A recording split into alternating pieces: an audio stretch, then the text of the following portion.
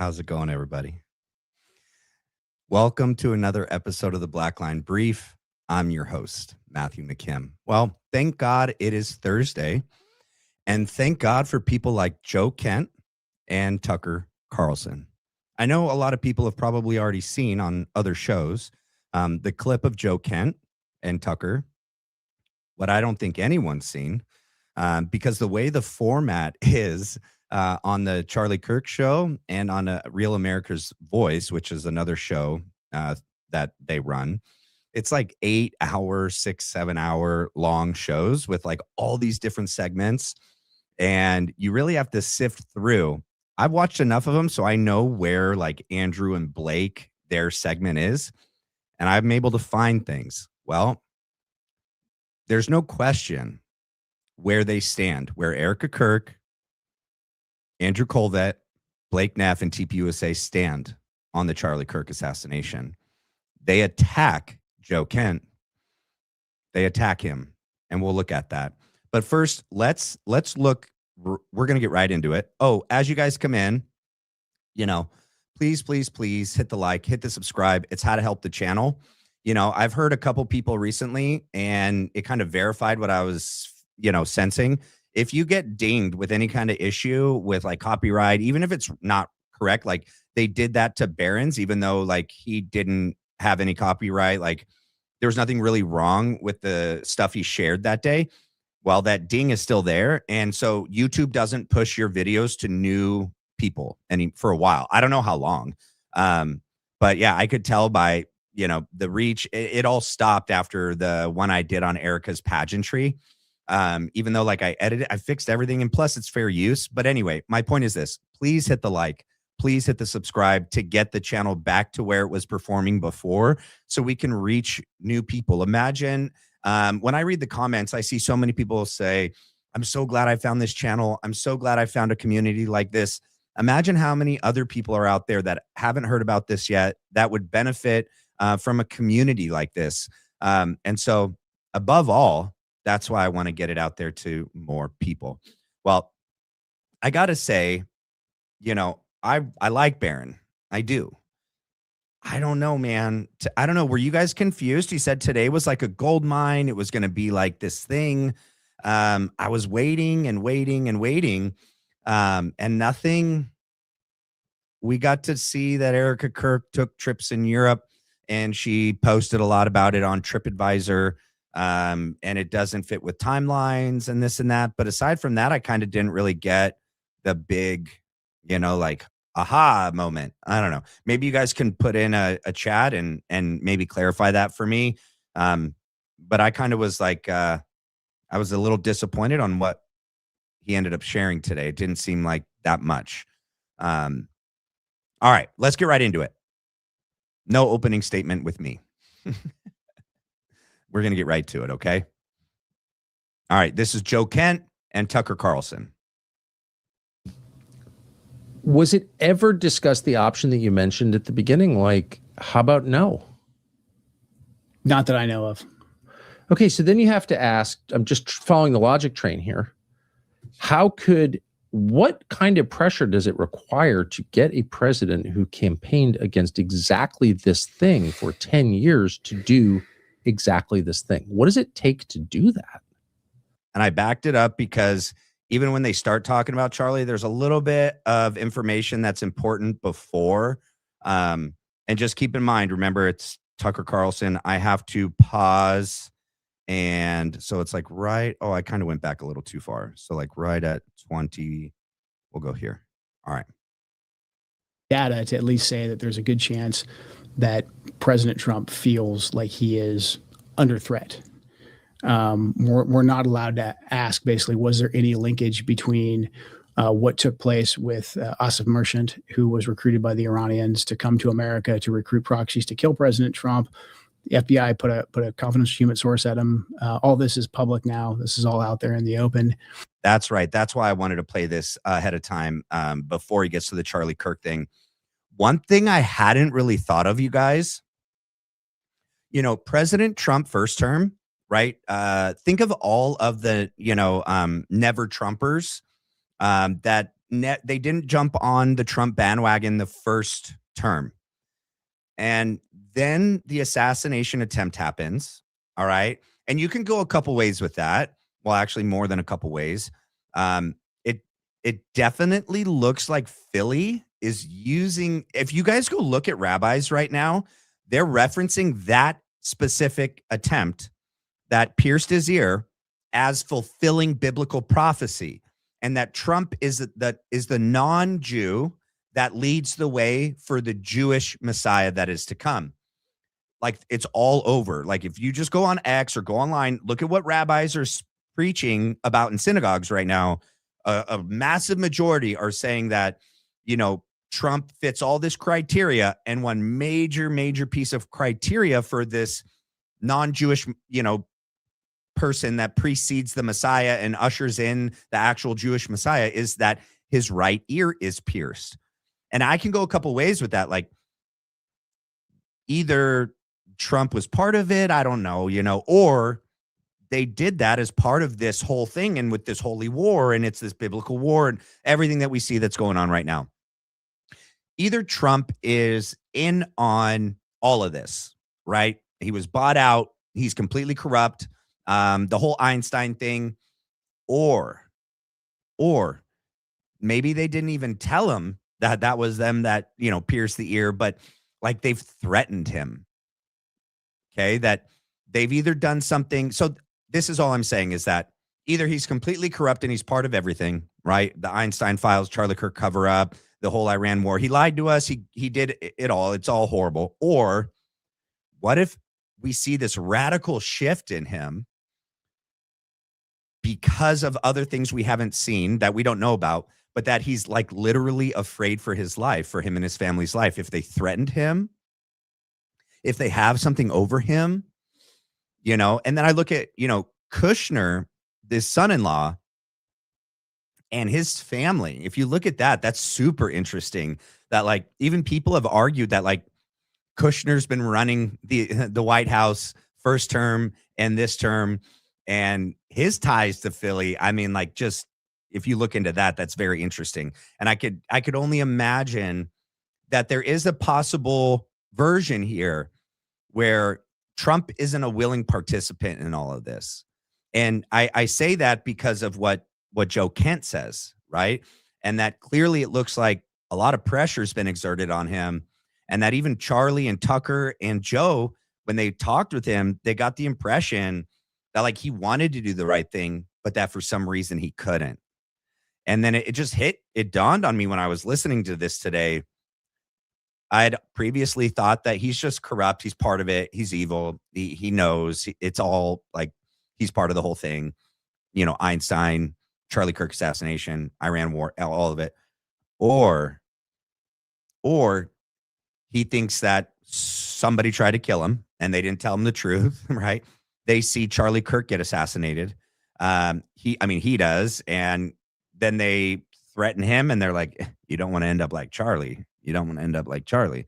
I don't know. I'm just saying there's a potential version of this here where maybe Trump isn't as bad. I don't know. I'm trying to make sense of all this, you guys. I'm doing it right now, live.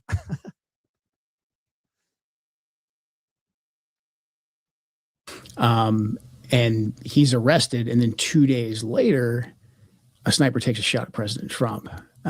We think Merchant and the we know the CHS was talking about the human source that the FBI put at Merchant. They were talking about, hey, we could kill the president potentially with a sniper rifle. But then they arrest him. 2 days later, Butler happens. And Crooks, according to the official narrative anyways, is an enigma. We don't know anything about him. We can't get into his devices. If we did get into his devices, maybe there's nothing there. No more questions are allowed to be asked about Thomas Crooks. The DHS IG is currently being blocked from investigating Butler as well. That's out in the media. That's all well known. Your investigative journalist found that Crooks did indeed have an online persona, quite an online footprint, one. And he was talking to people. So it's like, why aren't we investigating this?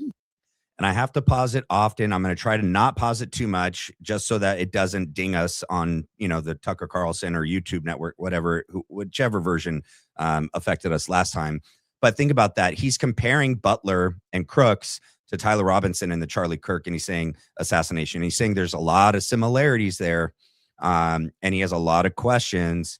And for Joe, who was the head of the NCTC, the National Counterterrorism Center, I think the last C is for, he doesn't suspect that, it was a fake assassination, right? That Trump did it as a means to galvanize his base and to motivate, people to vote. He doesn't think that. He thinks that it was a real assassination attempt, but he doesn't know where it necessarily came from. And he suspects that there could be ties maybe to Philly, but he's not been allowed to investigate that, just like not been allowed to investigate the Charlie Kirk assassination. If an attempted murder of a presidential candidate, and then there's another assassination attempt. There's been multiple public breaches of President Trump's security over the last year. And then, Charlie Kirk is killed publicly in a very horrific way.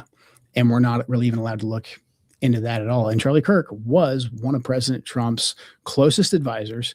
And he also advocated heavily against a war with Iran. He was in the Oval Office in the lead up to the 12-day war. I wasn't particularly close with Charlie. He was very gracious to me when I was running for Congress, very, very supportive. So we knew each other. And the last time I saw Charlie Kirk on this earth was in June in the West Wing, in the stairway. And I said hi to him, and he looked me in the eye, and he said very loudly, and you've been in the West Wing, it's small, it's a tight space. And he said, "Joe, stop us from getting into a war with Iran." Okay. I want you guys to pay attention to Joe. All right. His delivery, his affect. He seems very believable. He seems trustworthy. He seems like a pretty stand-up, honest person. Keep that in mind. Listen to everything he says, because when we go over to listen to Blake Neff and Andrew Colvett in a minute, and you hear what they say about him, and their retelling of this event is disgusting. So I think this erases any possible, it erases any possibility that Andrew Colvett, Blake Neff, and Erica Kirk and TPUSA didn't have anything to do with Charlie Kirk assassination. Because how they reframe this whole situation, what they say about Tyler Robinson and the assassination and Charlie Kirk, what they say about Joe Kent, it's very clear. Okay, they're protecting Philly. Okay, because don't get it twisted, right? Joe Kent is saying, and you're going to hear him, his whole purpose of investigating his side of this in the NCTC was to look for foreign ties. And he said that there was, and then he was shut down. Okay. So they had to come out. TPU, well, they didn't have to, but if you're them, okay, they sure felt like they had to come out today. This aired today, this morning, and they attacked Joe Kent and this theory.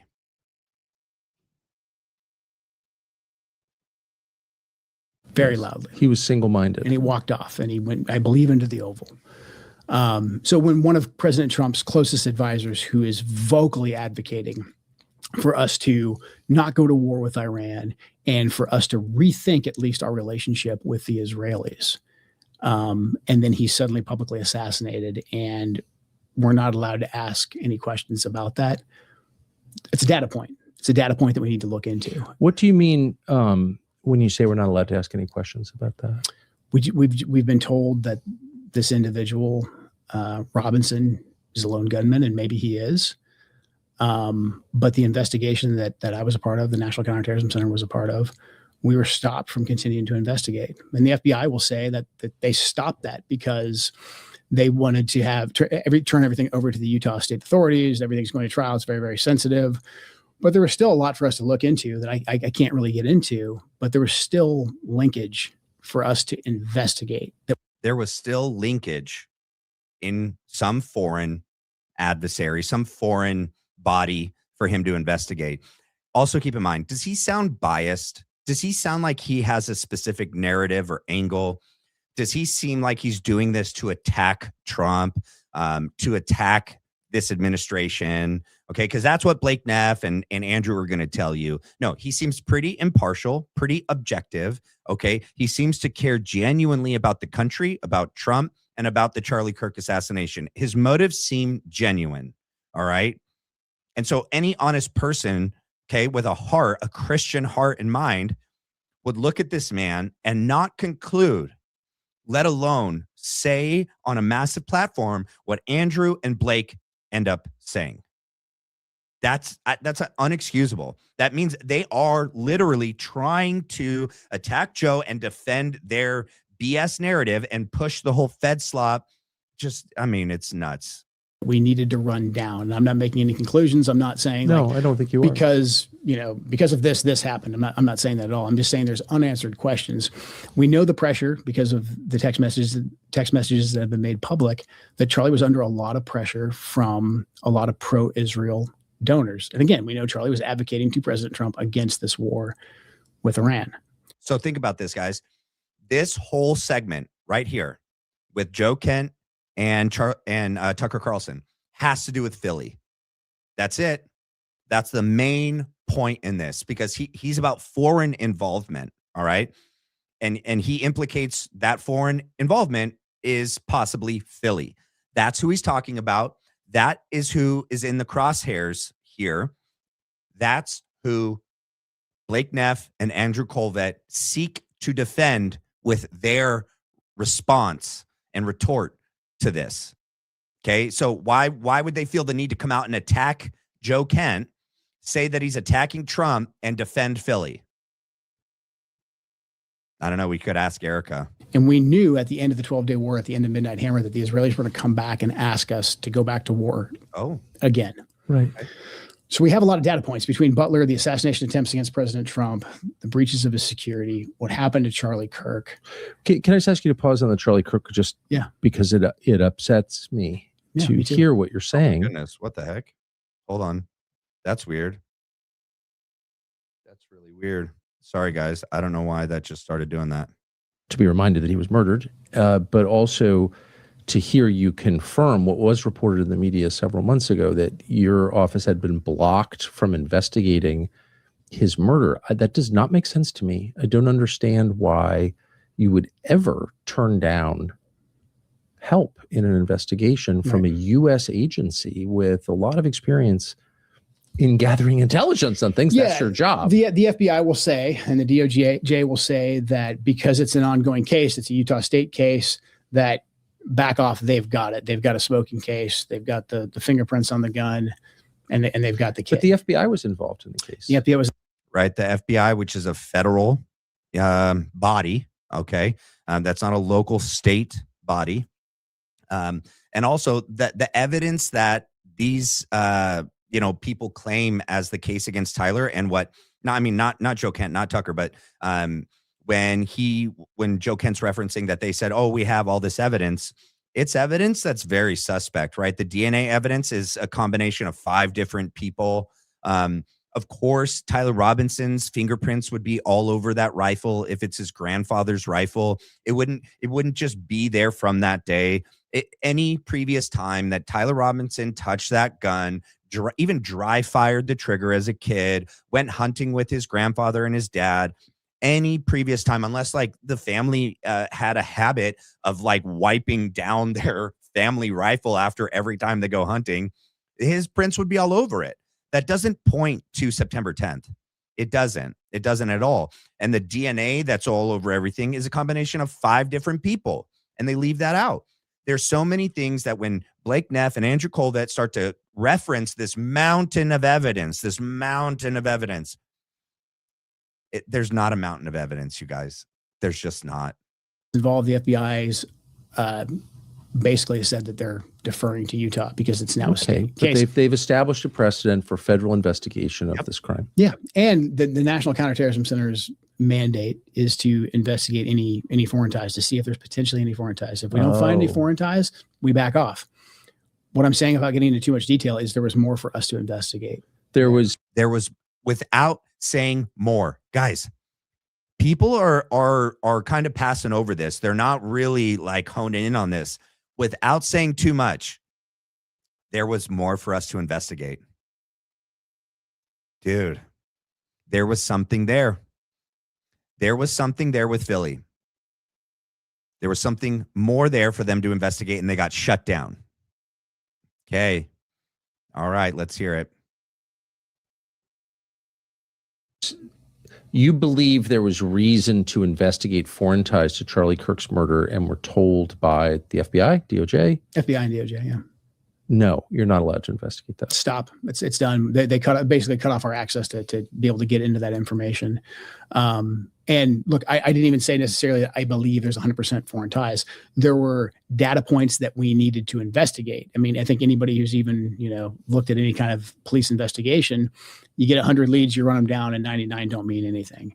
We still had a lot more leads to run down that pertained to some kind of a foreign nexus that we were stopped from investigating. And, that just strikes me as inconceivable that could happen.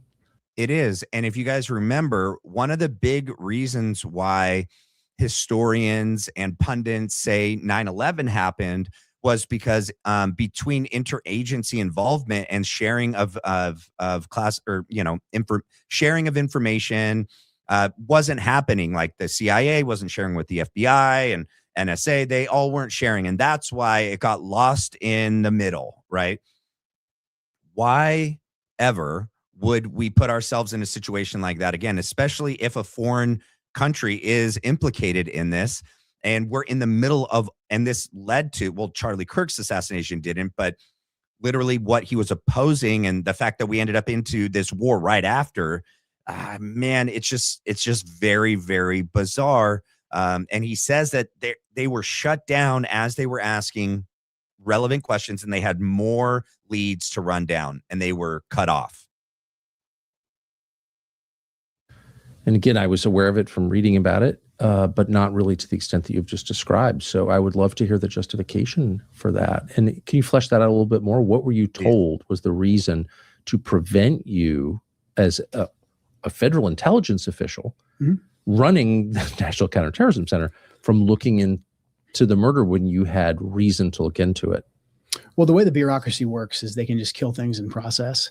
So initially we were cut off pretty early on from being able to access like the files and then being able to, send people out there. We sent people out initially to work in the task force.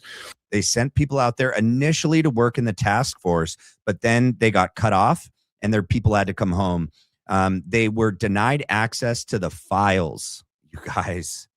So like right away, because they know like they got to get the narrative built. They got to get this out there. They can't have anyone possibly arguing or finding anything else. They got to get this out as many times as far as it can go to really get this narrative accepted by the masses.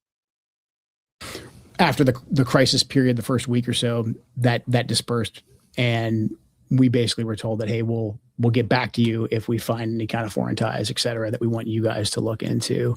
Meanwhile, we had already dug up a decent amount of leads. Again, I'm not saying that we had anything concrete, but we found more work that we needed to do to say that we had done our due diligence. They had more work that they needed to do in order to say they had done their job and they could cross it off. They had leads to run down still. We were then told that, hey, you guys need to stop. You can't work on this anymore. Dang. I had a bureaucratic dispute about it. Eventually, we were allowed to continue to investigate. Okay. But then in very short order, all the requests that we would make that normally different parts of the interagency with the FBI being on point would facilitate data share. Data sharing is a big thing that NCTC does. Those requests were just never met, or in my opinion, not an honest effort was given to fulfill those requests. Just basic information that any competent police service, which I believe Utah has, and the FBI, that they would have access to help us run down the leads to either confirm or deny some kind of foreign activity. And the data sharing is something that the NCTC does, right? And I'd like to do some further research and find out when was the NCTC established. And I'm wondering if it was established after 9/11, because it's this interagency data sharing is one of the main things the NCTC does. And that sounds like something that would have been created in the wake of 9/11. And then here they are doing what they're supposed to do, and they get shut down. So we were cut off from that. They didn't ever officially come back and say, you can't look at this anymore. They just all of the requests just continued to die on the vine. Wow. With the various agencies that we needed to actually fulfill those requests. That's insane.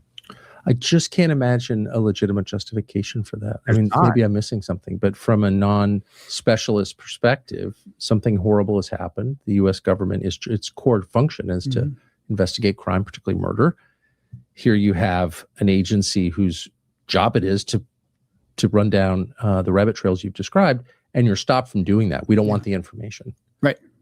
Why would any person engaged in a legitimate pursuit say, I don't want more information?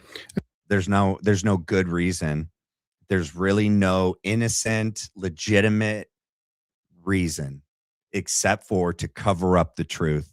Because if these individuals, which it looks like Joe Kent and his office are, honest people trying to find the truth, you can't have people stand up, honest people, patriots, true patriots looking into this, trying to find the truth, because the truth points directly back to Philly. All roads lead back to Philly, not to Tyler Robinson, not back to, Orem, Utah, back to Philly, in my opinion. I mean, especially considering there was people posting online prior knowledge of what was about to happen.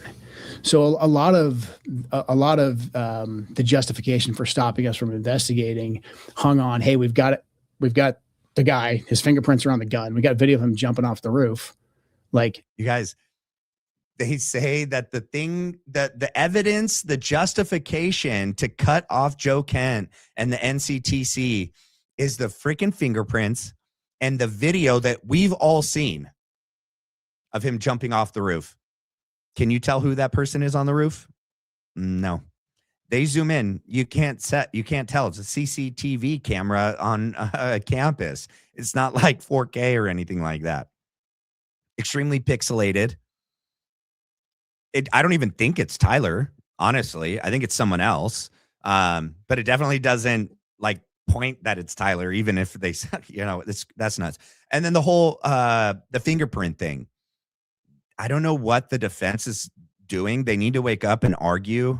We're going to look at some documents in a minute that a lot of people, I don't know that anyone's seen, but his fingerprints would be on the gun. It's a freaking family heirloom, dude. He supposedly went shooting with his grandfather and his dad, even when he was younger. Even if he moved, right? And he moved into Lance Twiggs' house and he carried the gun inside the house. You're going to carry the gun. Your fingerprints are going to get on the gun. It doesn't mean he had that gun with him. He was on campus that day. The gun was loaded and then he pulled the freaking, the trigger and a bullet came out and hit. It just doesn't mean all that. This is a slam dunk case. Okay. Even if it is a slam dunk case that he took the shot, what about all the people who had prior knowledge? Yes. All this, the basic investigative questions of how did he get there? You map it out. Nothing. This isn't rocket science. No. I mean, this is anything that anyone with common sense would know to ask. But basically, once they caught him, once he turned himself in and his fingerprints were on the gun, it was basically pencils down. Utah has the rest of it. There's nothing else to see here. You guys, if you haven't seen this all the way through, I recommend you do, because in the beginning, you kind of get a real picture and feel for what kind of person Joe Kent is. He even gives his colleagues and people that are still in the administration and in DC that are attacking him. He says he gets it. He knows that they have to do that. That's just part of their job. And he holds no grudges against them for doing that. He understands and he's not hurt by it. He doesn't take it personally. Joe Kent did 11 tours in Iraq, Afghanistan, and Syria. He lost his wife in Syria. He was, I think, Green Beret. I think he was Green Beret. Total stand-up guy. Honest guy, in my opinion, from what I can see. He doesn't seem to me, and he's sitting across from Tucker, who I also think has sat across from a lot of good and bad people. And I don't get the feeling that this guy's up there lying, that he's intentionally trying to cast doubt, only just for the sake of casting doubt on the Tyler Robinson case and Utah and FBI, and that he's just out there with a vendetta trying to attack Trump and attack Philly. I don't get that at all. But that's what TPUSA and Andrew Colvin and Blake Neff are going to do. And some other guy, I forget his name. We'll see in a minute. I have to pause and play, you guys. I really don't want our stream to be completely taken down during live stream because I played it for too long uninterrupted. And, you know, I'm over there thinking I'm in crazy town saying like, no, we have all these different leads that we need to run down just from my perspective. Now, the people who had prior knowledge, I believe most of them were American citizens. So that would be on the FBI to go run down. But again, not without saying anything specific, there was more work for us to do on the potential of a foreign nexus. Again, not saying there is one, but we had more work to do and we were blocked from doing that. I can't, my heart is pounding listening to this. I mean, I just would want people listening to this to assess two things. One, are you over your skis? Are you making claims you can't prove? No. Two, is there any conceivable motive, dark motive that you would have for wanting to know more about this murder? No. To wanting to investigate it. And I don't think any rational person could construct a bad motive for wanting to know. It's your job. Yep. Yeah. It's the government's job. And so I think the onus is on people who are preventing the collection of information to describe why they're doing that. Yes. That's the question for them. Why wouldn't you want to know? Yep. Specifically, you may not know the answer. Of the people who demonstrated prior knowledge of Charlie Kirk's murder online, and there were a number of them, are you satisfied that all of them were interviewed by the FBI in person? I have no idea. I don't know. I just think considering they knew Charlie was going to be assassinated, and there was enough of them that it wasn't just some rando who maybe he tags every TPUSA post with that. There was enough of them that there's something there. I don't know what that something is. Well, by definition. Well, and think about it, guys. If it's Philly, right, and our government in whatever capacity, whether Trump is part of that or not, aware of it or not, but like the FBI and whatever intel agencies in the military, they would have fake accounts or fake people or real people that are feds, but, get whitewashed or sheep dipped or whatever it's called, be out there in advance posting, looking like crazy leftist, having some weird, vague connection to, Reddit or what's that? What was the one that he went on? Oh my gosh. That one chat. Oh my goodness. I thought it started with a D. I can't think of it. But anyway, they would have people out there, online, like doing that so they could then say, see, look at all these crazy leftists. They all knew. To me, that just fits the Fed slop BS narrative. I don't think that means, that the government in Philly and the military and, had nothing to do with it. I think they probably would have done that. That would have been part of their plan. But we haven't seen any arrests. So to me, there's more work to be done. Yep. And because that could have been posted from anywhere, that would be in the purview of the FBI or NCTC, or if they're overseas. And to me, I personally didn't. The Discord chat. See, it comes to me. Yeah, but it could be posted from anywhere, right? They could hide their location or VPN. Like, it doesn't mean, yeah, exactly. I'm glad he said that. Not see any effort being taken to continue to run that down. Now, I'm sure they will say, hey, we're open to anything. We'll continue to investigate. But, we're coming up on several months now. Yeah. Why hasn't this been done? Are you bothered by it? Yeah. I'm very bothered by it. I'm very bothered by it. Like, I personally did not know Charlie well. But Charlie Kirk is a generational figure. I mean, he led a movement. He was speaking to millions of young Americans who came out and who voted for President Trump. And he was just a genuine great man, husband, father. I mean, how can you not like Charlie Kirk?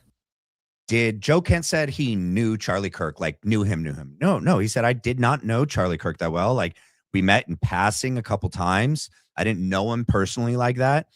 Well, I agree. Okay. I agree that he didn't say what Andrew and Blake are going to try to make it sound like. Joe went on this Tucker Carlson show and acted like he knew Charlie and spoke on behalf of Charlie.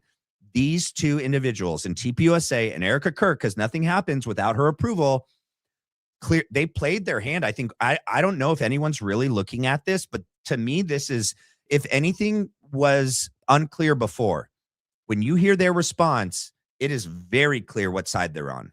And it's not Charlie Kirk. It's not truth. But also the fact that he was murdered so publicly And yes, there's been a lot of sympathy, and his movement has grown, et cetera. But actual curiosity about getting to justice, to figuring out what happened, that makes me furious that we're being blocked from that, and that we're not allowed to ask the question anymore. We're just not allowed to talk about it anymore. And I think that's absolute insanity. And what does that mean? What does that mean that there are people and there's entities out there that don't want us looking into this? And I'm sure they're preparing the response right now, and they're saying that's because we don't want to screw up the Robinson trial. TPUSA. That's one of the ones that doesn't like asking questions, doesn't want anyone to look into this, and is literally preparing a retort and a response and a counterattack on Joe Kent as this aired. Because as of this morning, they come out and they attack him.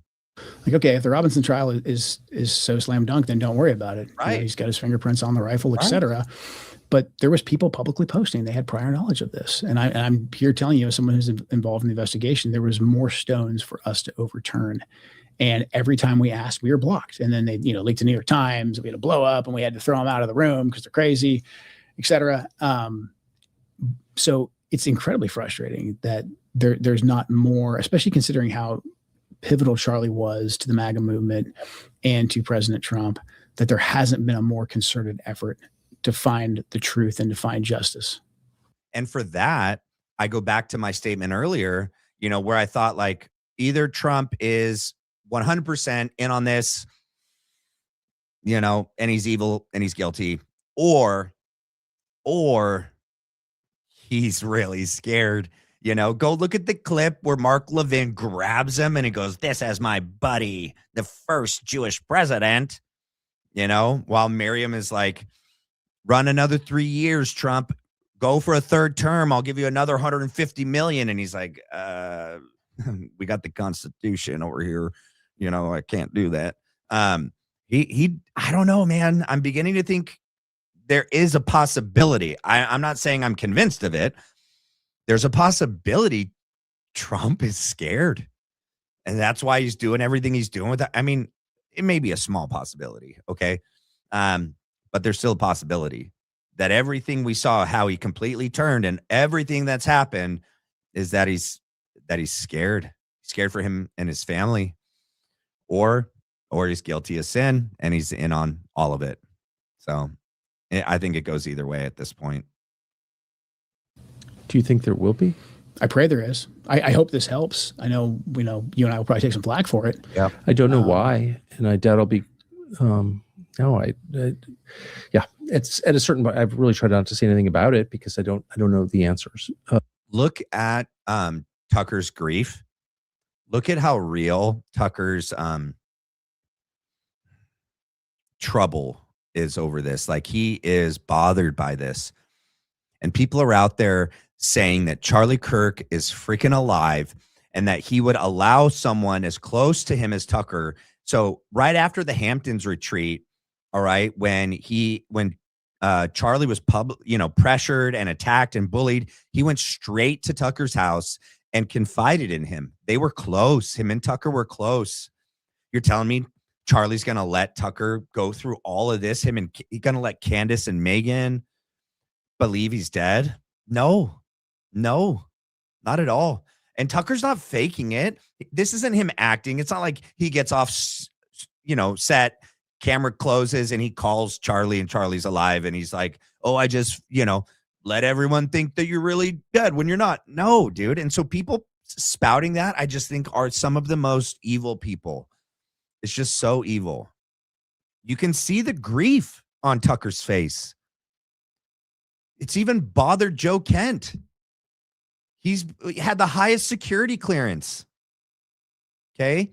And you would so we're going to look at the document in a minute where they reference the autopsy. Okay. So now, so now they're in on it too, right? Like the doctor that wrote the autopsy's in on it, right? Okay. Charlie walked out of there, and this guy was willing to lose his medical license and just completely fabricate on an autopsy, a legal document that is it's probably a federal crime. You can't lie on an autopsy. I mean, I know they did it with JFK. The 50s the 60s was a different time. I don't know.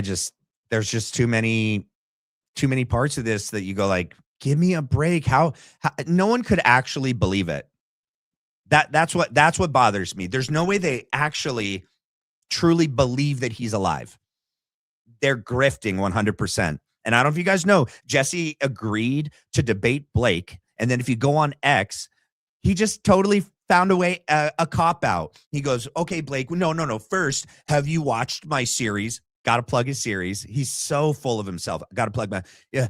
I'm not going to debate you until you go watch my entire series. If you're still not convinced after you watch my amazing, spectacular, perfect series where I'm just so smart, I'm so special, there's no way you're not going to change your mind. But if you don't, then I'll debate you. But actually, no, I'm not going to debate you at all because I'm 100% positive that I'm 100% right. And there's no way you're going to change my mind at all. So there's no point in debating me. So why don't we just have a conversation where you try to convince me, or I forget what he said verbatim. He said, there's no point in a debate, though. That's what he did say. No point in debating because you can't change my mind. I've already made up my mind and I'm 100% right. Does that sound like someone that's an actual honest person looking for the truth? He hasn't seen Charlie alive. Okay, so he doesn't know. Okay, but a person that's in this for the right reasons is that, dude, I'll debate anyone. If you have anything that leads me to a clear understanding of what happened to Charlie that day, I will totally change my perspective and my theory. That's an honest person. An honest person is willing to debate someone and have their views challenged. And if their views are wrong, and if someone brings facts to the table that they overlooked or didn't see, and it gives them a better understanding of what happened, and they change their perspective because of it, because their true motive is the truth, then why not debate? Why not get to the truth? Because with Jesse, the truth isn't the goal. The truth isn't even part of it. He's made up his mind. He's already sure he's 100% right, and nothing can change his mind. So there's no point in debating. That's not an honest person looking for the truth.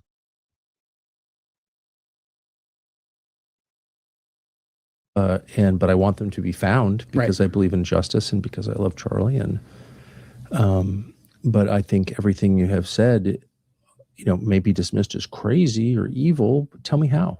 Right. With reference to the words you've just spoken, I don't see how someone could level a legitimate attack on you and won't stop them. You mentioned the breaches of the president's security. All right. Now let's go here. This is going to get good, ladies and gentlemen. All right. So keep in mind everything we just saw. Now, what was all right, we saw that. Hold on. Let me get the other thumbnails out of the way. They made a short of this. So like this, this is what I mean. So the total, this portion of this show is like 2 hours. The other one is like 6 hours. But they made a short. So the Charlie Kirk show made a short of this where it's just this portion. And it's called whatever this guy that Blake Neff and Andrew Colvett are talking to. The title of this short video, which is just this portion, is that guy's name destroys Joe Kent. He doesn't destroy Joe Kent. Okay. And that just shows you like where they're at with this. In response to Joe's genuine, honest concern for who killed Charlie, wanting to get the bottom of it, look, and mainly to see if there's foreign involvement, if Philly's involved, and they do this and then they clip it and make a short, and it's called "This Guy's Name Destroys Joe Kent." It's pretty disgusting. Here's Andrew Colvett. Look at his face. I think he's wearing makeup. We have Alex Marlow join in just a second. That's what it's called. It's like Alex Marlow destroys Joe Kent. We're getting him logged on. But before Charlie ever stepped behind a microphone, he understood something really important. Leadership begins with learning. You got to fill your mind with good things, the true things, the eternal things. He didn't just chase a diploma. As a matter of fact, he didn't go to college. I played this early so you can hear what they're doing. They're using Charlie's name and they're like, do you want to be like Charlie? Do you want to be smart like Charlie? Do you want to learn like Charlie? Here's the plug. These scumbags are using Charlie's name, his image, his life experience, his knowledge, his uniqueness to sell some sort of curriculum. It is just disgusting that they could attack anyone like Tucker or Candace or anyone else, saying that anyone else is making money off of Charlie and this scumbag. Very proudly. But he chased truth. And I think that's why he left such a legacy that he has today. Through Hillsdale College's free online courses, he studied the great works of the classics, the principles of America's founding. And of course, he got to study in depth on the scriptures. One of the courses he took was the Genesis story, taught by Hillsdale professor, Dr. Justin Jackson. It's a real course, a real college course, and it's free to you if you go to charlieforhillsdale.com to enroll today. Free online course explores the relationship between God and man, what happens when that relationship falls apart, and the pathway to reconciliation. This is a rigorous college course that you too can take, along with so many others. There's dozens of these courses online. They're well produced, they're thoughtful, and they're taught by amazing professors. So you can learn just like Charlie did. Go to charlieforhillsdale.com to enroll today. They are free. Please take advantage of this. It's how you fill your brain with good stuff. charlieforhillsdale.com to enroll. They're not free. Go click on it. Like, there's so much more there. Just it's not 100% free, and they're like shoving propaganda in your face, and like it's ridiculous. Roll today. All right. Without further ado, honored to have our next guest, Alex Marlow, editor-in-chief of Breitbart News, as well as host of the Alex Marlow Show. Welcome, my friends. Good to see you. Well, great to see you, Andrew. Thank you for having me on the Kirk Show. Listen, man, there's a lot of stuff. We've been going through story after story, but I want to zoom out on the state of the movement, right? Yeah. There was this poll yesterday that was circulating. CNN had it up. I believe they conducted the poll that said 100% of MAGA supports the president. I just don't believe that that's statistically possible or true. I don't know where they got that from or how they posed the question, but there's no doubt that this Iranian conflict, war, excursion, whatever you want to call it, is it's a challenge to the movement. You see Megyn Kelly sounding off. You see Tucker Carlson. You have the Joe Kent resignation. There is a lot of noise out there right now. Alex, how do you process this? How are you thinking about it?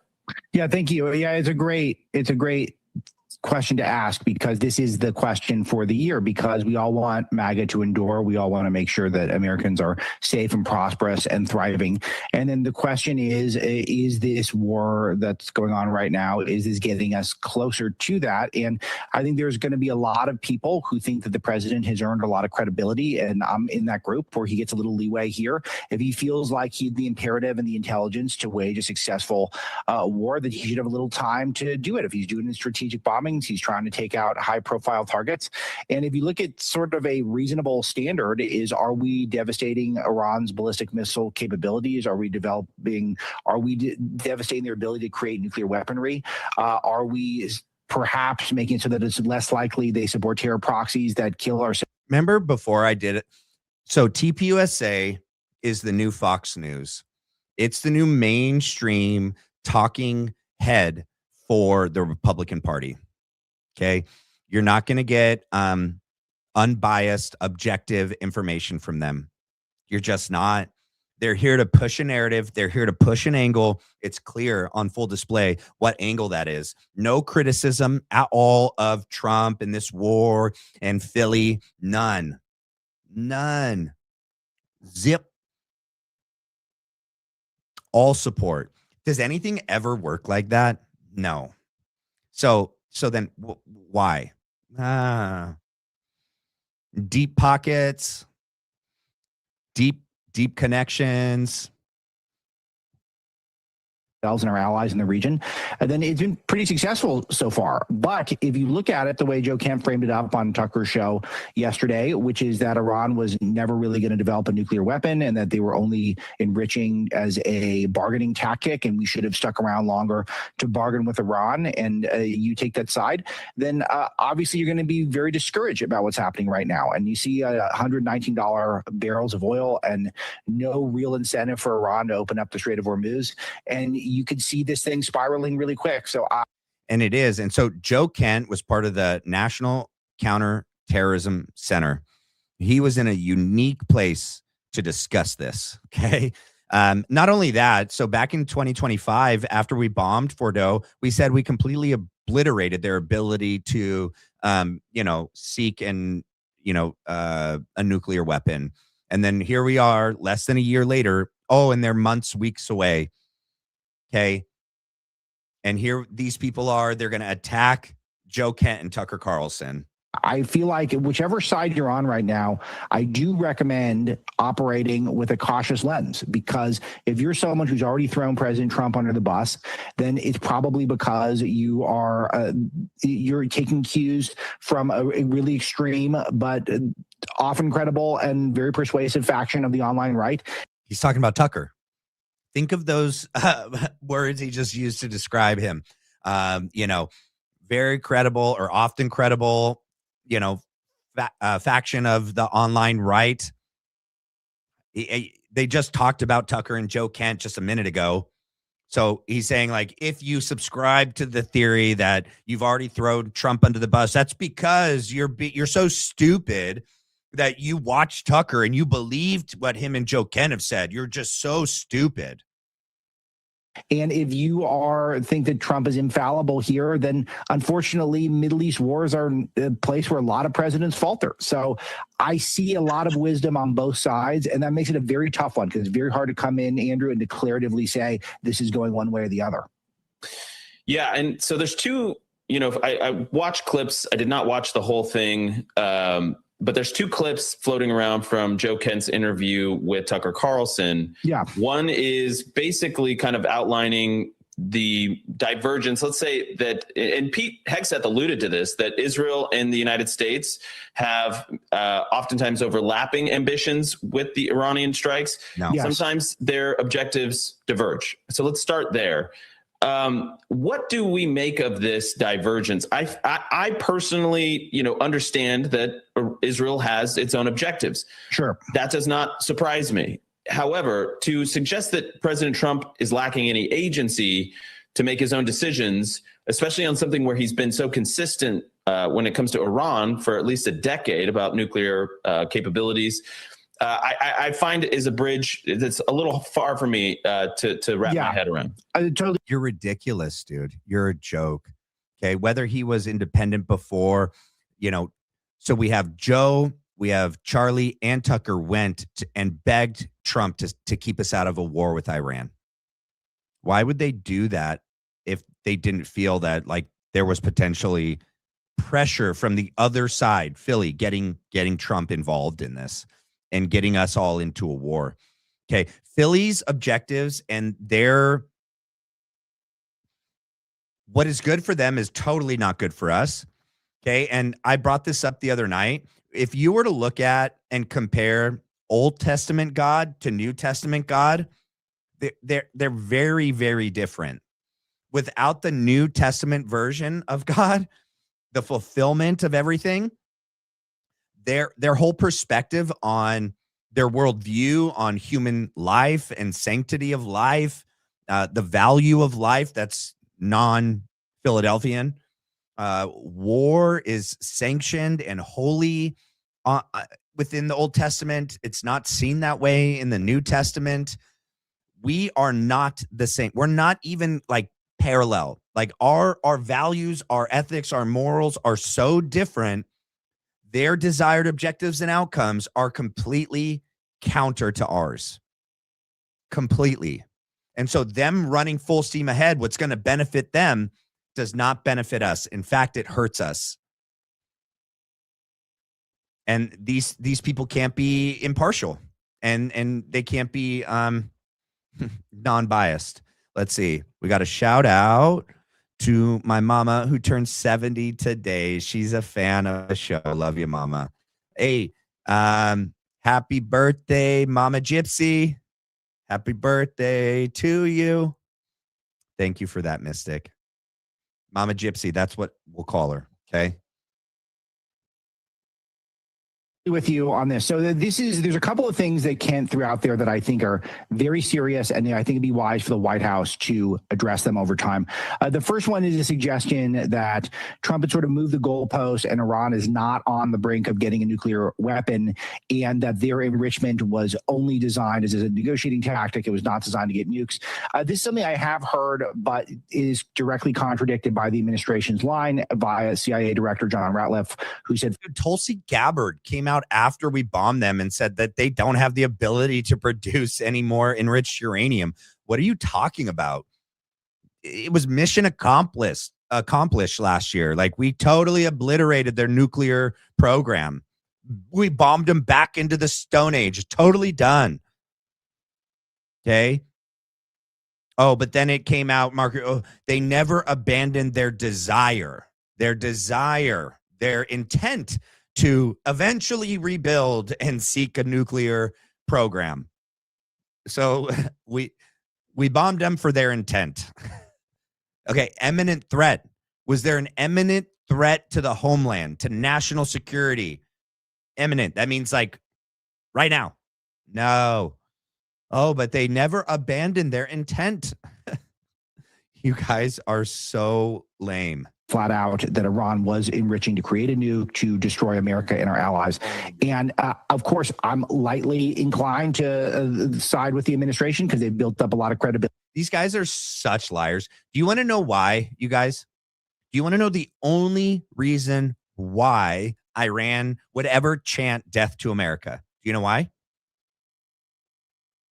Because Philly, without our funding, without our military industrial complex, without all the money we're giving them, all the backing we're giving them, all the military hardware support we're giving them, they couldn't do anything. They couldn't do anything without us. So we're guilty by association. That's all it is. We've never really done anything besides support and help Philly completely wage war against them and their partners and their, people that look like them and are genetically the same as them. That's it. If we stopped funding and assisting and co-signing and backing and defending them, Iran would have no issue with us. None. It's Philly. Philly is the problem. We need to cut ties and walk away. With me, but Kent's not a joker, so that's worth taking seriously. It's worth taking that on a serious level. I think that's real to understand that is I think that's a legitimate concern that people have got.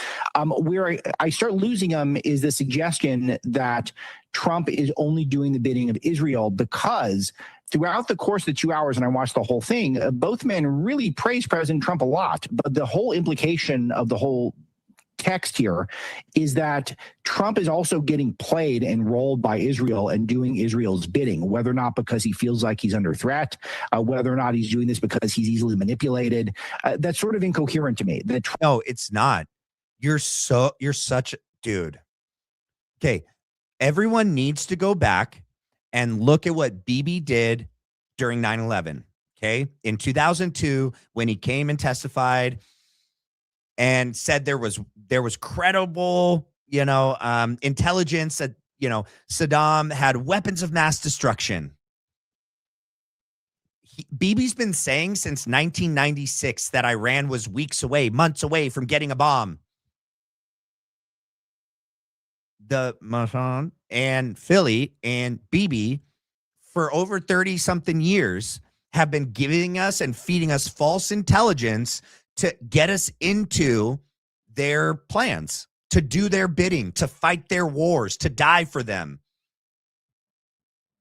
to bleed us of our men, our women that are military age, our money, our wealth, our power, our influence.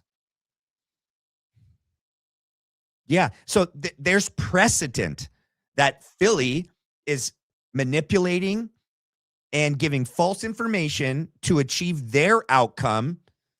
And they don't care if they deceive the public or our president or whatever administration's in power at the time. So yeah, that's a pretty dang good analysis of Tucker and Joe Kent. So what are you talking about, Marlo? Let's see. We got share this video to help Matt's reach. Yes, please, Heather. Thank you for the super. That's so kind. Please share this video to help the reach, because YouTube is not sharing any videos to new people right now. That's why the new subscriber count has just slowed.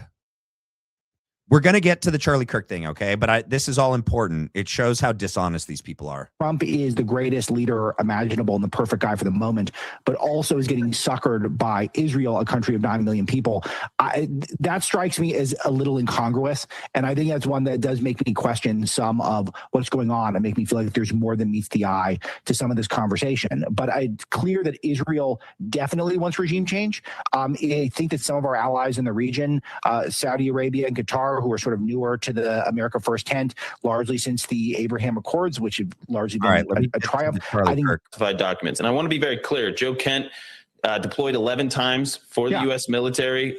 That's unassailable. All right. Gold Star husband. Yeah. Elected by the American people and makes his own decisions based on. I think I think he goes way too far in this regard, especially noting that there are other allies we have in the region who would like to see regime change. Very crass to me. And it's we're all those of us who knew Charlie well. Andrew, you knew him the best of all of us. I knew Charlie very well. I support it. He's not a dumb person. He's a very bright person who is very conscientious of his own people, his own supporters.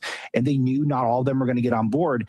And that's why some of this stuff just goes way too far with the just blanket, this is Israel's fault and Trump is a sucker for Israel. That does not compute to me. And I did find, I got to say this, we're on the Charlie Kirk show. I thought him speaking for Charlie was very crass to me. And it's we're all those of us who knew Charlie well. Hold on. Let me make sure I didn't get a part cut off. There's this. Where's the 8-minute clip? Let's see where it starts. Hold on.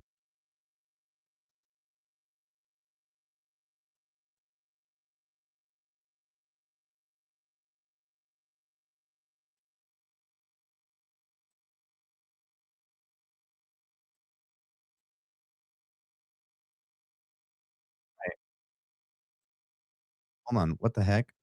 I'm sorry. Oh, I didn't even share that part with you. Well, I'm glad I didn't, because I didn't want to skip any part of it. When do they share that on here? Where are they showing the clip of him with Tucker and Joe Kent? Hold on one second. Let me see if it's further down this way.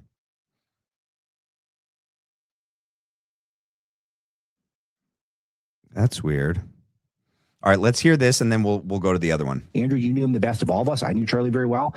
It's a really delicate thing. And he was out there, the biggest podcast in the world, speaking on behalf of Charlie and speaking on behalf of, in the context of implying perhaps Israel murdered Charlie, and then using that in the exact context to suggest that Israel is compelling America to bomb girls' schools on Iranian base. I mean, it's starting to get a little bit. I'm seeing the orange yarn one. Oh my gosh! So Joe Kent never said Philly, right? That they did it. Like, these guys are twisting everything, because most of the people that are going to tune into the show probably aren't going to tune in and watch the whole Tucker show and watch it in full form. I mean, Andrew didn't even do it. He said he didn't even do it. Alex said he did it. I don't know if he did do it. They clip a portion out for their short that we're going to watch next, because they don't have it in here, which is interesting. I thought they just clipped a part of this and put it over there. It looks like they did a separate part for that short. But he's completely misrepresenting what Tucker and Joe Kent did. He's such a liar, dude. So Always Sunny in Philadelphia meme starts popping into my head here. That now we're just connecting all sorts of different dots without any hard evidence. Yeah, and I want to get into that a little bit more in the next segment, Alex, because obviously I logged that, I clocked that, Blake clocked it. We instantly shared that clip and discussed it, and I think it deserves a whole segment. Let's just wrap this segment up really quickly with. Megyn Kelly tweeted out something like, if you really want to destroy MAGA, have the CIA surveil Tucker and the FBI indict, or the DOJ indict Joe Kent. Yeah. Do you read it that way, or do you think we're more stable than that? 27. I think we're more stable than that, but No, I we're do I take that into deep consideration. I'm a person who's a very online conservative person. I'm aware of where the pulse of a lot of the highest energy people online are, and they really like Joe Kent, and they're very skeptical of us doing Israel's bidding at all, and that's a real factor here. But the FBI investigation started earlier, and we know there are these strange leaks that are certainly designed to put some sort of a wedge between America and Israel. And some people in this audience probably think that's deserved, but it's certainly a thing that's happening. And but You guys, he says that there's some strange leaks that are designed to put a wedge between us and Philly. So there's no truth to it. Just some strange leaks that the whole purpose and design of them is not truth, not getting the truth out to us. It's just designed to put a wedge between us and Philly. You are a shill. That's what you are. Gosh, how can people do this? How can people get up here and just lie? I don't get it. I don't get it. It pisses me off. And how could they do it with a straight face and act like they're telling the truth and act like they're doing the Lord's work? but it's worth considering. All right, real quick here, more with Alex Marlow on the other side of this break. I want to tell you about SOT 31. And then, Charlie Kirk is killed publicly in a very horrific way. And we're not really even allowed to look into that at all. And Charlie Kirk was one of President Trump's closest advisors. And he also advocated heavily against a war with Iran. He was in the Oval Office in the lead up to the 12-day war. I wasn't particularly close with Charlie. The other reason why I showed you that whole part of Tucker and Joe is so you can see what part they show and what parts they don't. He was very gracious to me when I was running for Congress, very, very supportive. So we knew each other. And the last time I saw Charlie Kirk on this earth was in June in the West Wing. And he said, Joe, stop us from getting into a war with Iran. So when one of President Trump's closest advisors, who is vocally advocating for us to not go to war with Iran and for us to rethink at least our relationship with the Israelis, and then he's suddenly publicly assassinated, and we're not allowed to ask any questions about that. Yep. Let me read that super. While Philly drains us of our resources, money, and weapons, they are the ones who want to bring death to America, fighting their never-ending wars. Apocalypse Now, thank you for that super. 100% correct. Not one part of that is wrong. 100% correct. And these three are shills. That's what they are. So he says we're not allowed to ask any questions about that. I can personally attest that I don't believe that is the truth. I believe there's been a billion questions asked, both publicly and privately, behind the scenes. So many leads have been pursued. Alex, get your reaction, and then I'm going to throw to Blake. He says, this guy, dude, this is what I mean. It's on full display, you guys. We don't need them to admit that they had something to do with it. This is right here. It's right here. Everything you need to know about TPUSA, Andrew Colvett, Erica Kirk, and Blake Neff is right here. Oh, like they asked the questions to the state of Utah, the prosecution, to the FBI, like Erica Kirk and Andrew Colvett and TPUSA asked the questions we have. They're not even answering the questions Candace has, let alone asking those same questions of the prosecution, the state of Utah, and FBI. No. Remember, in the sit down, Candace Owens sat down with Erica Kirk.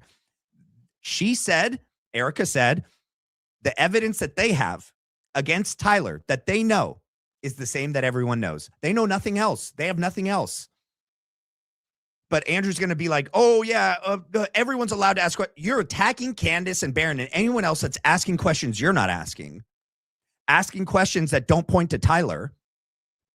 Yeah, you are. And Joe Kent gets shut down for asking questions that point to Philly. You're not asking questions, Andrew, and neither is Erica Kirk, and neither is Blake Neff. So he's like, oh, yeah, we're not getting shut down for everyone's asked questions.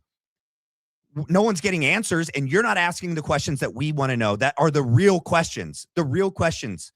This evidence, this mountain of evidence that you speak of about Tyler Robinson is BS. Sweet tea. Let's see what we got. Micah 6 was my quick scripture read last night. Worth sharing. Thank you, sweet sassy tea. Definitely, I'm going to read that later. I will. All right, let's get back to Andrew and the shills. Look at Blake's face, dude. Yeah, first of all, I think that Charlie did not want regime change war in Iran, but he did support the president. I think he would have given the president a wide berth and a certain level of trust. I don't think it would have gone on indefinitely. No, he did that after the first where it was a limited strike just on Fordo, just on the nuclear power plants, just on their program. He was willing. Even then, he went and begged him to stay out of war. He was willing to give Trump the benefit of the doubt then. No, this is way different. We have most of our militaries over there. We've now sent a Marine Corps unit over there. We got our own. We have U.S. men and women that have died. U.S. service members have died. No, nope. Charlie would not be giving a wide berth at all. Not right now. No, he wouldn't. And you guys know that. But I think that, 2.5 weeks in, that Joe Kent is speaking on behalf of Charlie. I find that to be grotesque. I just do. And I made Joe Kent didn't speak on behalf of Charlie, dude. He said that. He's speaking on behalf of himself. And Tucker's speaking on behalf of himself. He didn't say this is what Charlie would be saying. He didn't do that. These guys are just so disgusting to lead their own viewers. The viewers that are real viewers of this show are not viewers of Tucker Carlson. They believe, right, that the majority of the people that are tuning into this show are just going to be tuning into this show. They're not going to cross-reference and go and sit through a 2-hour-long sit-down with Joe Kent and Tucker Carlson, even though they should. So they're going to believe these liars. Kent fan. So this is disappointing to me that he's going out there at this level, because I think I respect so much of what he's done, both in political life and, of course, his service is just fantastic. And the fact that he's speculating at this level, I think that is connecting Charlie, who appears to have been murdered by a trans furry freak, to what a dishonest human being.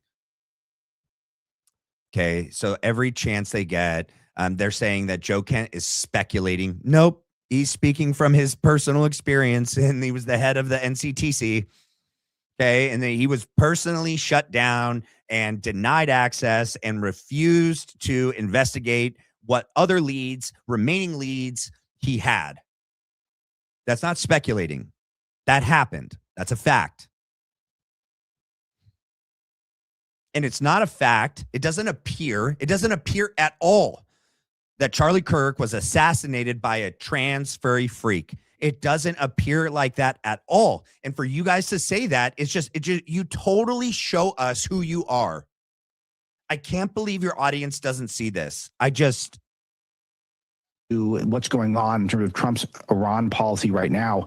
It doesn't add up to me. And the thought that Joe is saying this right after he left the government, we know while he's under investigation by the FBI, the timing of it. So he leaves the government, and because he couldn't ask questions when he was in a position of immense power, now he's going in the private sector and getting a lot of attention.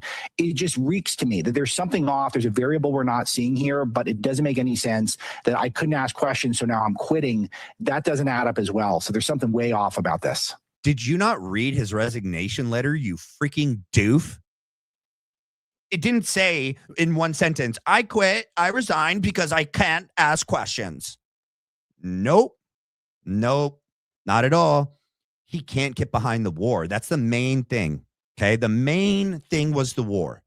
And then there's like a subsection where he talks about the Charlie Kirk assassination and that he was denied access to fully investigate all the way through to check all the boxes so that he could tell the American people there's no ties to a foreign government being involved in Charlie Kirk's assassination.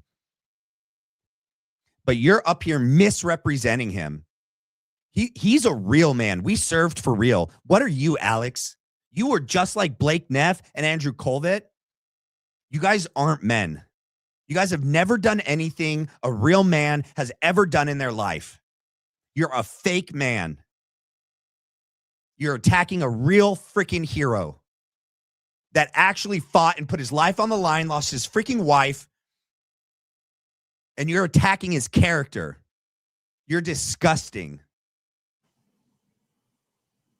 Blake? I mean, I'll be honest. I'm quite angry about what he did. I think his agenda was very clear. He's saying, "Oh, we're not allowed to ask questions." No, I believe we were allowed to ask questions. That's why the FBI investigated the crime. That's why they collaborated with Utah authorities to find and charge the suspect. Who asked questions, Blake? Who was allowed to ask questions? None of us. No one that actually is asking real questions. Okay, you guys got to ask questions. What questions did you ask? Oh, where did you find the rifle? FBI Kash Patel. You found it over there? Oh, okay. Where'd you get these videos? Oh, looks like him to me. You guys didn't ask any questions at all. How about you take the questions we have? Be a little good errand boy. The people that really care about Charlie, that are asking real questions. How about you be a little good errand boy and you take our little questions and you go get the answers, since you think you have access and you're the one asking all the questions. Which they did, and we have ample evidence that there's a ton of evidence in this case. Maybe the reason he wasn't involved is it's actually not his department's job to investigate crimes once they're committed. You're an idiot. Blake, you're an idiot. These guys are intentionally misrepresenting. Little sleight of hand, little change of words. He wasn't investigating the crime in Utah, okay, that people were doing that. He specifically was doing what his department was tasked to do, looking for foreign involvement, you little liar. That's it. He wanted to look into whether or not there was foreign involvement in this assassination. That's what he was not allowed to do. Those questions weren't answered. So what are you talking about? Oh, maybe because this is not what he's tasked to do. This is not what he's supposed to do. Total straw man.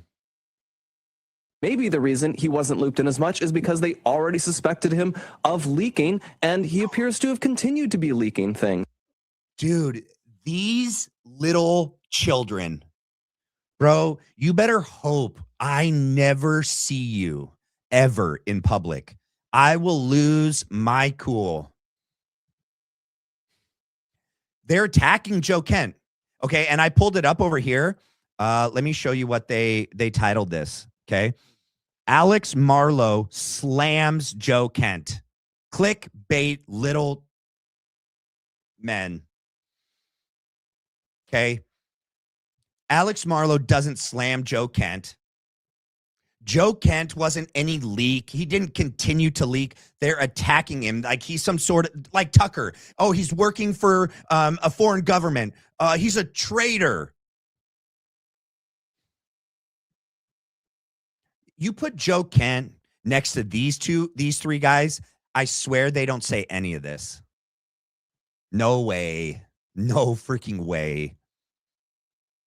And I'm so angry about Charlie, a person we care about, being used in just as a political football in this. You've used him as a political football. And first of all, no one even believes that you're angry. You don't look angry at all. You're not angry about this at all. You know why? Because it's fake. This is manufactured. You don't even care about Charlie. You're attacking Joe Kent, who's a true patriot, a real freaking hero, who had no personal reason to be interested in this other than that there seemed to be ties. There seemed to be foreign ties, and he was in a position of power to investigate this. That's it, man. Furthermore, he lost his wife tragically before old age. She was killed in Syria. He knows personally what it feels like to lose a spouse too early, to a tragic death. It's a little personal for him, Blake. This blatant way where he's using bits of like conversations he supposedly had, bits of evidence to really paint a picture that he can't actually demonstrate evidence for. it made me very upset, and it demonstrated, frankly, why I suspect it's a good reason he's not in government anymore. I know a lot of people have fondness for him, but I think this was odious behavior by him.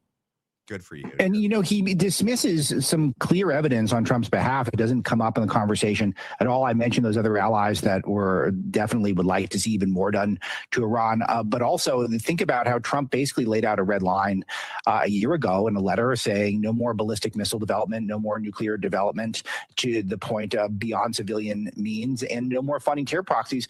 Iran literally did all three of those things. Joe Kent's aware of this. He's spoken about it. He's tweeted about it. He's even gone pretty far to say that he's called on Trump to basically knock out Iran's ballistic missile capabilities.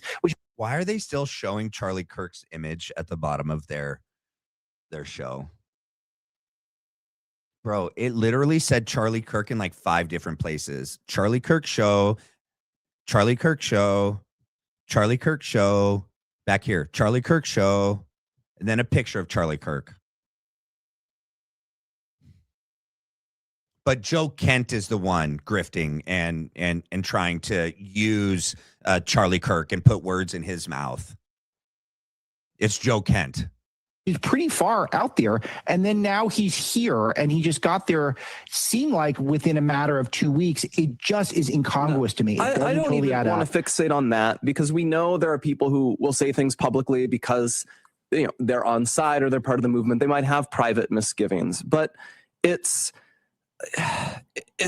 incredibly aggravating what he's done, where he has no evidence of the thing he's implying. All he can say is, I was cut out of the investigation, when it seems there's ample reason to cut him out of the investigation because he's a guy who runs off and does stuff like this. What the heck, you guys? He's a scumbag. Oh, Joe Kent is just this horrible... He just runs off and does things like this. These people have no soul, these three. They have no conscience. They're not Christian. There's just no way.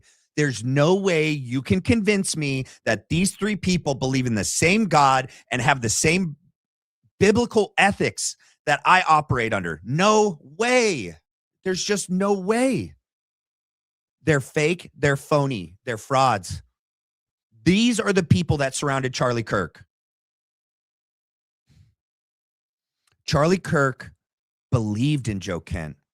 Charlie Kirk looked at Joe Kent in the West Wing and said, keep us out of the Iran war. Why would he do that? Because he believed Joe Kent was a good person. Yeah. And we've been the first to say, Charlie didn't want war with Iran. He argued against it. He argued against it to the president. We've tried very carefully to present what we knew Charlie believed, how we think he might react to this, while acknowledging we aren't sure because he's no longer with us. We're trying to not use him as this blatant, veto power over everything. And I'm just so upset that Joe Kent runs off, and this is like the first thing he does because he knows it'll go viral. He knows it'll get a ton of attention, when, as he admits, he actually doesn't have anything. He has no evidence. He just does that classic, we're not allowed to ask questions. A ton of people have asked questions. Oh my gosh. He said, I'm not gonna speak on it like in detail. He's not gonna release information. He said he had leads to run down still. These people, said that he did it for clicks. He did it for attention. He's doing it for money.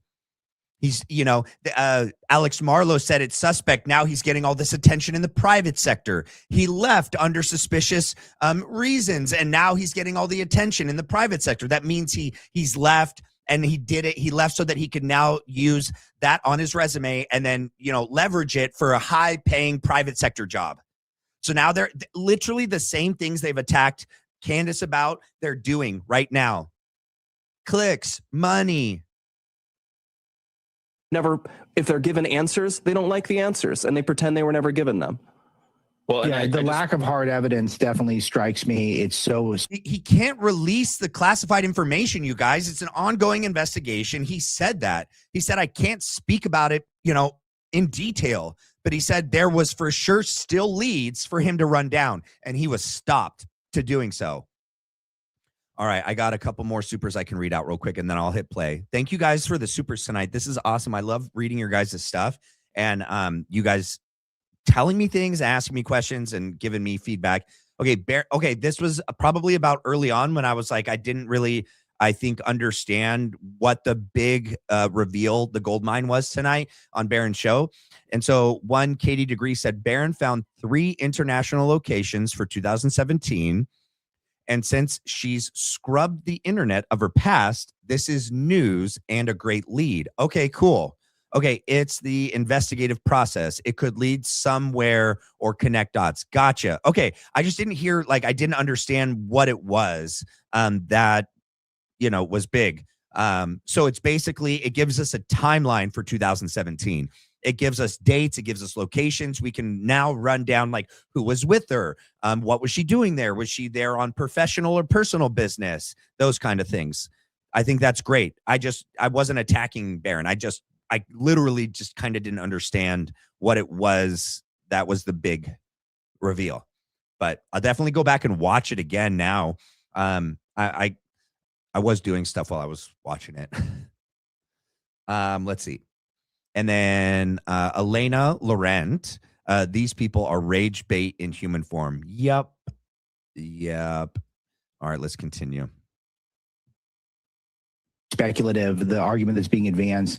And just to repeat, just the invoking Charlie is just, when he admits multiple times that he didn't know him very well, just really off-putting. He didn't invoke Charlie. You guys are invoking Charlie. You guys have literally invoked Charlie and said that he would be saying he would be doing this, X, Y, Z. He literally said, I didn't really know Charlie. He didn't invoke Charlie at all. He didn't say Charlie would say this. Charlie would believe this. He said one thing. Charlie said to him, keep us out of the war with Iran. To me. Yeah, and I just want to underscore a fact here, because I'm privy to certain details that I'm not allowed to speak about publicly. And that's literally what Joe Kent said. But he said it about his part of the investigation. He can't speak about certain details about what investigation he was leading up into the point he was released. And he definitely can't speak about it now, but that there was more leads. But now Andrew's going to act like he has seen the case against Tyler Robinson. Oh my gosh, you guys, it's this thick. It's a slam dunk case, he's saying. Tyler Robinson's good as dead, right? Yeah. Case closed. Everyone could go on because Andrew Colvett and Blake Neff has seen it all, and Erica Kirk, and we should just trust them. We should just trust them, bro. Want the audience to know every single question that has been floated in any way, shape, or form, we have chased down and we have done our best to. So my point is, do you believe that? Does anyone actually believe this little tool?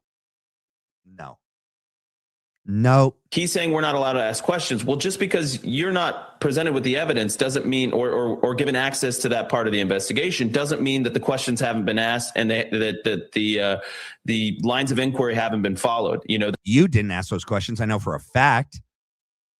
You guys didn't ask those questions.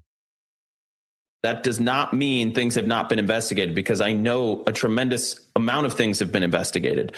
And by people that love Charlie, people that cared about Charlie. So and here's the last thing, and I constantly go back to this Turley quote in my head where he says, if 90% of the evidence against Tyler Robinson was thrown out, this guy would still get the death penalty. If the defense somehow succeeded in throwing 90% of this evidence out, he'd still be found guilty in a court of law. The mountain of evidence that is accumulated against this guy is incredible. And just believe me on that. They have this guy completely.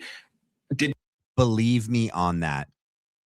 You know what he's going to say over. And so Blake needs to stop talking about it because he was a witness and he's part of the gag order and he's not allowed to say a darn thing. I don't know why he's ever commenting on this at all. I don't know why him and other people, Mikey McCoy, haven't been hauled in for breaking the gag order. They're going to say mountain of evidence against, it's just so much. We've seen it all. He's so guilty, you guys. He's talking about the evidence we all know. That's it. The video cameras, the video footage, the roof, the picture of the dude walking up the steps that's not him, the picture of him at Dairy Queen, the picture of the 5 different people walking in Phil Lyman's neighborhood, different guys, him in his car nearby, the person on the roof that's not him, the DNA evidence that's a mixture between 5 different people and it's inconclusive. That they found the rifle after searched it 3 times, but on the fourth time, they got it. The dogs didn't. The bomb sniffing dogs didn't get it, but these brand new, less than a year put together cops found it after the FBI showed up, did their little sweep, probably like meh, dropped it. Oh, go look over there. There is not a mountain of evidence against Tyler, you guys. The fact that they have to repeat this ad nauseum, there's not a mountain of evidence. It's everything we know. It's everything Candace and Barron and everyone else that have combed through this know. And we know it's not a mountain. It's not even a molehill.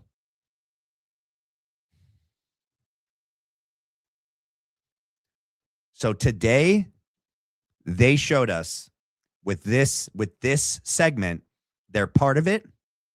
They're evil. And this is as good as an admission, in my opinion. This leaves no question whatsoever where their allegiance lies. They had to come out and attack Joe Kent because Joe Kent was a credible person that was just in the administration, had high security clearance, and said there was foreign ties. There was more leads to hunt down. And he was fired. Well, he resigned. But yeah, he resigned. But he left. Not only because of the Iran war, he lost trust in the administration and Trump. He believed that Philly was exerting power and control over this administration, over our country. And he had a lot of questions about the Charlie Kirk investigation and why Kash Patel was allowed to shut it down. And tell me this, the commander-in-chief is over all of that. Why didn't the commander-in-chief, Trump, if he was such a good friend to Charlie, if Trump's allegiance was to his friends over Philly, why didn't he tell Kash Patel to sit down in his little kitty chair so that his feet could touch the ground? Oh, no. Sorry, guys. Why didn't Trump tell him to sit down and shut up in his little Oompa Loompa chair? Because his allegiance is to Philly, or he's scared of Philly. That's the other possibility. I don't know. People seem to know about it beforehand. Yes. Was he radicalized by other people? Yes. I am desperate to get to the bottom of those questions. I'm open to all kinds of different things, but to suggest that somehow Tyler Robinson was not the guy that pulled the trigger, I think is a line where I just have to put my foot down and say, no, this guy did the deed and he deserves to be punished by the court of law. Oh my gosh. Holy smokes. You guys heard that, right? And look at his smug little face. So if anyone asks a question, points to a possible alternative theory that, whoa, what is going on with my screen? That is weird. Is it blurry for you guys? That is bizarre. Hold on. Hold on 1 second.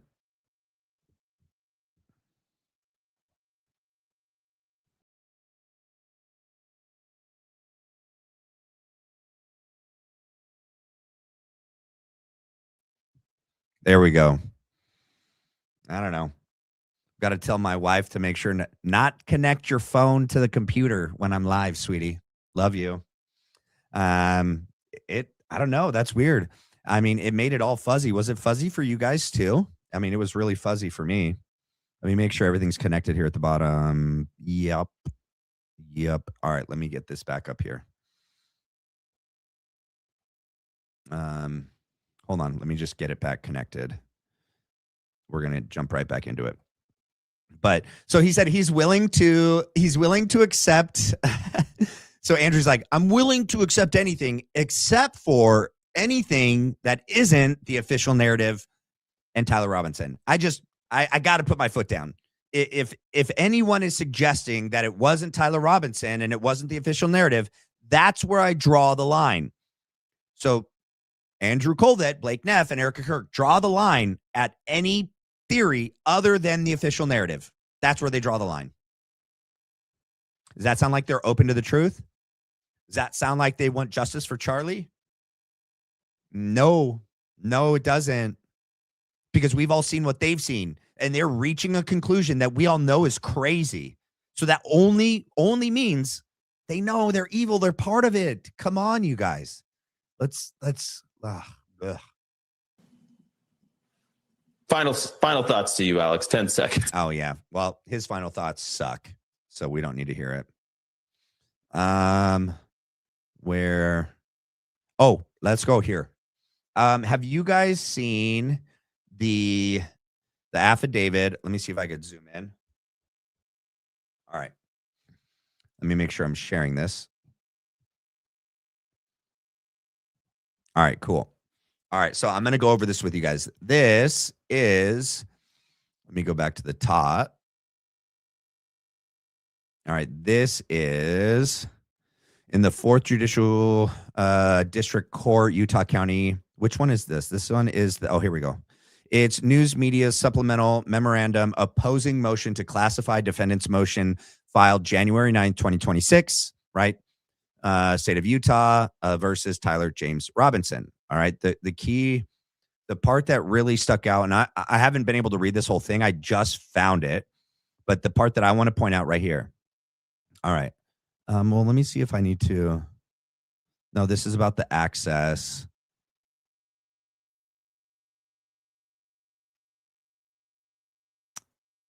All right, let me read here. All right, so here we go.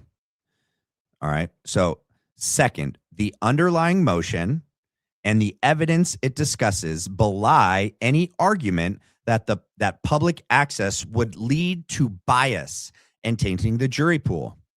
The underlying motion discusses and attaches a 4-page ATF report on a comparison between a bullet jacket fragment recovered during an autopsy of Charlie Kirk and a rifle recovered by law enforcement.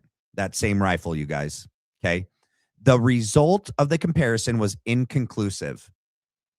Defense counsel does not explain how this evidence could taint or bias the jury pool. Instead, the defense argues the evidence is exculpatory. All right, so let me explain a couple things. All right, so the jacket, right? Have you guys ever seen the movie Full Metal Jacket, right? The jacket of a bullet is the part that gets shot out, right? You have the casing, you have the whole bullet, and then the tip is the jacket. That's the part that gets shot out. That's the part that hits the person, right? So a fragment of the jacket was recovered from the autopsy. And I think this points directly that Charlie Kirk's not alive. Okay. So a medical professional, a doctor, completed an autopsy and signed it, and their license is on the line. They're not lying about this. But I do think that they found some sort of metal fragment, but I don't know that even indicates that it's a bullet. They're saying that's what it is, but it's so inconclusive, they can't even test it. It's such a small fragment. Well, what happened? Blake argued this the other day, I think on X. What happened to the rest of the bullet? If the whole bullet went in and there's no exit wound, where's the rest of the bullet? Okay, if it's going to fragment, it's not going to fragment and dissolve and not be there. There might be smaller fragments. How are you not going to just keep looking until you find everything? I mean, this does, in my opinion, if he was, what it could also be, you guys. Oh, I didn't think of this. Interesting. So if they did something to Charlie's pendant, his metal pendant, that on his necklace, the Saint Michael pendant, if there was some sort of explosive detonation or something to make it shoot up and hit him in the neck. And a piece of that is what went in, and a piece of that is what was recovered. I don't know, after the explosion and then whatever damage, like a bullet doesn't look like a bullet when you find it inside of a body. It's all sorts of different. And they're talking about a bullet fragment. So a fragment of a jacket. So it's not even going to look like a bullet. Like, who knows what part of the bullet jacket got fragmented? The front, the side, like, it could just look like a little piece of metal, you guys. So, I mean, it would have been better, and they couldn't test it. There was so small amount of this metal fragment, the tests came back inconclusive. That doesn't point to anything. It says our results weren't able to clearly say anything. It's inconclusive. So really, they should have just said, we found a piece of metal in him. And yeah, I definitely think either part of the necklace, the St. Michael pendant that shot up and hit him, it's either that, right? Or the exploding mic that hit him caused the wound. And when they got inside the car, you know, they had something and they shoved it in there. You know, Brian Harpole or someone had, or they pulled, I don't know. They could have, I don't know. But I know that a bullet didn't hit him. Okay. Because even smaller rounds, even frangible rounds, when everyone did all their testing, the bullets go through. And they go through a neck. It's not a huge, you know, meaty, bony part of the body. Half of it's air. It's your esophagus. The muscles on the side, muscles, yeah, in the back, and then your bone. But if they're going to stick to this 30-06 round, what the heck? But even, you know, other smaller rounds, when they shot them, they all went through everything and through steel. So I definitely don't think it's a bullet of any kind. You know, it's either, I mean, if it is a bullet, if they, I don't know, with Brian Harpole, I'm trying to think, because, like, I mean, I think Blake thinks that Charlie woke up in the car and they struggled. I don't know. He thinks that they maybe shot him and finished him off in the car, and that's how there was a bullet inside, and that's why Brian was so sure to say on the Sean Ryan show, like, get the autopsy, get the autopsy. What do you know? We didn't know that the autopsy said there was a bullet. We do now. So that is interesting that Brian Harpole was like, the autopsy is going to exonerate me and my team. It's going to show that there was a bullet. The fact that he said that, and that makes me question a lot. Makes me question, what is that piece of metal? How did it get there? Because we all know it didn't come from that Mauser. It didn't come from a 30-06. It didn't come from the Losi Center. And it didn't come from Tyler Robinson shooting a rifle. It just didn't. So what is it? And how did it get in there? And we know it's a bullet jacket fragment. Okay, let's keep reading. And I want to find the ATF report. If anyone finds the ATF report that it's referencing right here, it's attaches a 4-page ATF report on a comparison between a bullet jacket fragment recovered during the autopsy of Charlie Kirk and a rifle recovered by law enforcement, because there was still unfired, unspent rounds in the clip inside of the Mauser. All right. But it says the results were inconclusive because it just was too small of a piece. All right, let's go down here. So the bullet jacket fragment evidence in this case is material exculpatory evidence within the meaning of Trombetta, and not merely potentially useful evidence within the meaning of Youngblood, because here the ATF examination has already revealed that firearms, not just rifles, that produce general rifling characteristics similar to those observed on the Exhibit 6A bullet jacket fragment, include numerous makes and models. Oh, so they're saying based on this bullet jacket fragment, it doesn't mean that it was just fired from a rifle, that even in Exhibit 6A, that numerous makes and models of guns could make the same general, it could produce the same general rifling characteristics similar to those observed. Okay. make some models, and that the examination of individual characteristics did not reveal incriminating evidence. The evidence thus possesses an apparent exculpatory value within the meaning of trombetta. Oh, that's interesting. I don't think their argument is flawed. I think that's a good argument. So here we go. Arguing the FBI is clearly on notice of the exculpatory ATF testing results. The defense's statement that testing did not reveal incriminating evidence. I think I agree. It did not reveal incriminating evidence. Demonstrates that the underlying motion should not be litigated in secret, and that this case is in opposite from those where courts denied public access. And then it references Archuleta. So denying access to documents discussing a homicide that was committed in a particularly depraved manner consisting of physical, I'm not going to say that word. I'm not going to say any of that. Let's see. But it says here, for these reasons, in addition to those previously argued, the defense has not overcome the presumption favoring public access, and the motion to classify should be denied. Like I said, I haven't. Okay, that's the bottom of this. All right. But the point that I wanted to really point out in that was that there was an autopsy, an actual licensed doctor put their freaking credentials on the line.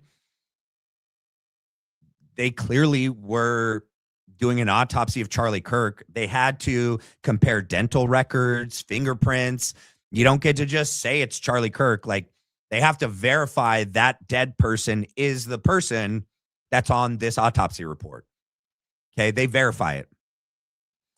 And that in this autopsy, not only was Charlie Kirk verified as the person, the deceased individual, but that they found a bullet jacket fragment. Okay. I think all that really points to is that they found a piece of metal in him. That's it, because they didn't say they found all of the different bullet jacket fragments and they were able to, put back together a full jacket. That they just referenced this one piece that's big enough to reference, but not big enough to test. Isn't that convenient? Big enough to say it's a bullet jacket fragment. So now they can say it's a bullet that killed him. We got a bullet, just a piece of it, but it's not big enough to test. We can't test it. The tests are inconclusive. How convenient. All right, let's see. Did I get to all of them? Yep. These people are rage bait in human form. I agree. All right. If anyone has anything, any questions, comments, concerns, did I say questions? Yeah, questions, comments, concerns. Please throw it in or hold your peace till tomorrow. And I think, yeah, that's it. There's a couple other videos, but we're at like 2. I'm going to show those tomorrow. Yeah. All right. Make sure. Yep. It looks like we got it all. Thank you guys so much for tuning in today. Please, if you haven't done so already, please hit the like and the subscribe. It's the best way to help the channel. Hold on. Let's see where we're at with 127 people. We got 113 likes. All right. We still got 14 people viewing that could hit the like. Oh, no, we just lost a bunch. They just left. We're at 122. All right. Well, before you leave, on your way out the door, please hit the like. All right. Thank you guys so much, everyone, for joining in, for your love, your support. I appreciate it. This is the best community on YouTube. It just is. I read everybody's comments. I try to respond to everybody's comments on my videos personally. Yeah. So thank you guys. You guys are the best. I appreciate all of you. God bless you guys. Have a good night. Stay safe. Get some sleep. I'll see you guys tomorrow. God bless you.